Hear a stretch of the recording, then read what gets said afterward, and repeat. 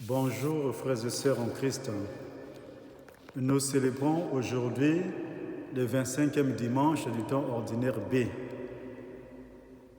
Méditons l'évangile de Jésus-Christ selon saint Marc au chapitre 9, les versets 30 à 37.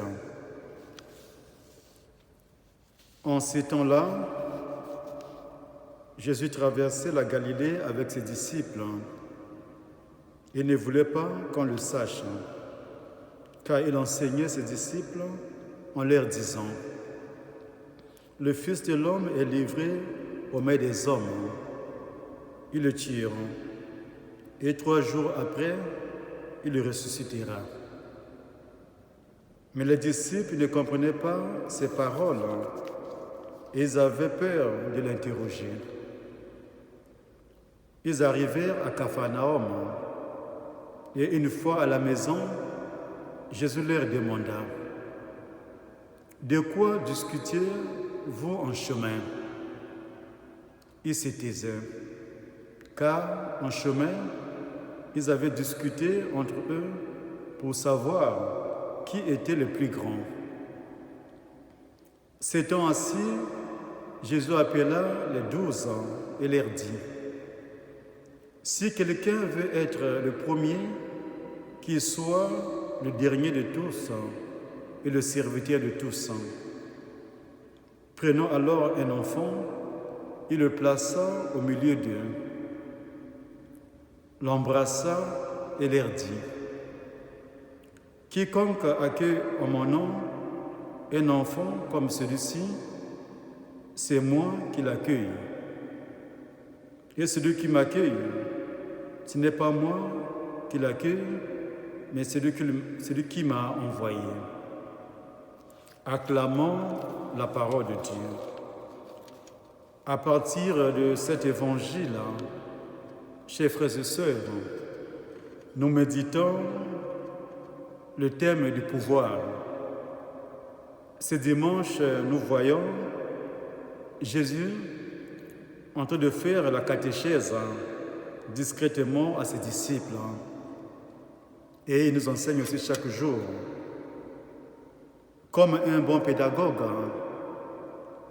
il les instruit, il instruit ses disciples sur son royaume et sur sa passion. Chaque fois, lorsque l'occasion se présente, Jésus les édifie. Il leur parlait en effet clairement de sa passion, de sa mort et de sa résurrection d'entre les morts. Mais comme d'habitude, ses disciples ne comprennent pas la profondeur de son enseignement. Déjà dimanche dernier, nous avons vu la réaction un peu brutale de la part de Pierre après l'annonce de l'éventualité de la mort de Jésus. Nous aussi, comme chrétiens, comme chrétiennes, nous avons parfois du mal à comprendre les paroles de notre Seigneur lorsqu'il nous parle au quotidien, dans nos joies et dans nos peines, car nous sommes souvent distraits par les idées personnelles ou par nos envies et nos soucis. Et on n'écoute pas le Seigneur, ou bien l'écoute sans le prendre au sérieux. Ce dimanche, Jésus nous informe à travers ses disciples qu'il va s'en remettre aux mains des hommes, les grands prêtres et les pharisiens et les scribes. Il sera livré et mis à mort. Mais comme Fils de Dieu, le Messie de Dieu, la mort n'aura pas le dernier mot sur lui, car il va sortir vainqueur devant la mort et les forces du mal. Il faut reconnaître, frères et sœurs, que comme disciples de Jésus, nous avons besoin de faire un vide en nous et de créer le silence autour de nous pour écouter et saisir les paroles du Maître, du Fils de Dieu. Sans le silence intérieur et sans l'aide de l'Esprit Saint, nous ne pouvons pas comprendre ce que le Seigneur attend de nous. Nous allons tomber dans nos distractions habituelles et au faux débat. Au lieu de prendre le temps de saisir le Maître, saisir l'enseignement de Jésus, les disciples passent le temps sur la question du pouvoir.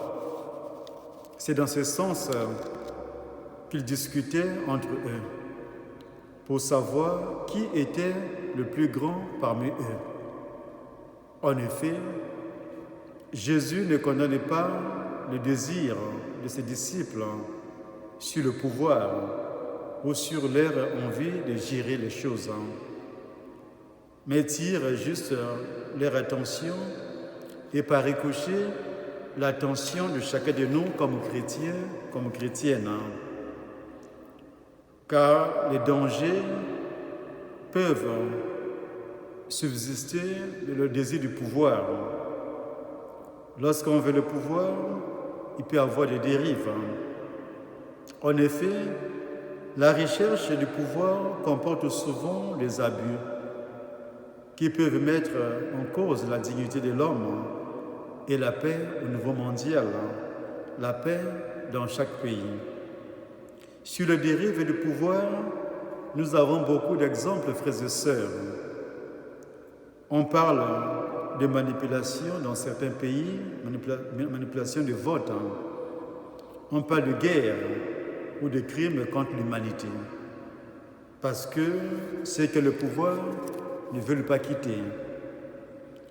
Jésus sait que le pouvoir est dangereux et source de dérive. Il faut reconnaître que les disciples avaient sans doute compris que leurs discussions étaient dangereuses. C'est pourquoi ils n'osaient pas impliquer le Maître. Saint Jacques déjà, dans la deuxième lecture, souligne quelques éléments du désir de pouvoir qui vont à l'encontre de notre foi, qui nous empêchent finalement d'être proches de Dieu. Il parle de la soif de pouvoir, peut entraîner les jalousies, les rivalités ou les conflits divers. Ces éléments sont d'actualité car aujourd'hui nous voyons dans certains pays tous ces abus à cause de la conservation du pouvoir, comme nous avons dit plus haut. Devant ses disciples, Jésus prend l'image de l'enfant parce qu'il veut nous inviter à l'humilité. Il veut nous inviter à la kénose et à la simplicité du cœur. Il veut nous inviter à témoigner devant ce monde que nous sommes ceux-là qui imitent le Maître. Il nous invite sans doute à être au service de nos frères. Demandons au Seigneur ce dimanche qu'il nous aide à comprendre ses paroles, qu'il nous aide à l'écouter. Il nous envoie son esprit de force, son esprit de sagesse qui nous permettra sans doute de saisir ce que le Seigneur attend de nous. Demandons au Seigneur qu'il nous aide, qu'il nous accompagne dans notre vie au quotidien, dans nos joies et dans nos peines. Au nom du Père et du Fils et du Saint-Esprit.